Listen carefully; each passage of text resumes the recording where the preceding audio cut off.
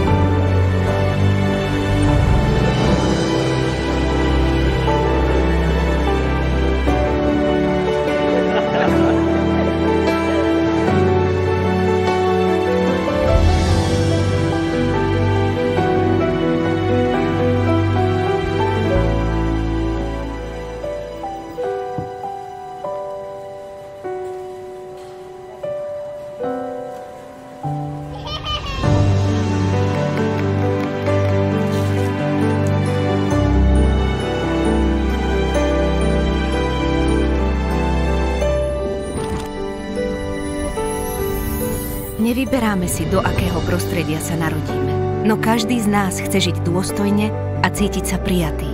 Vďaka Omame má Denis väčšiu šancu uspieť v živote. Venujte svoje narodeniny Omamám.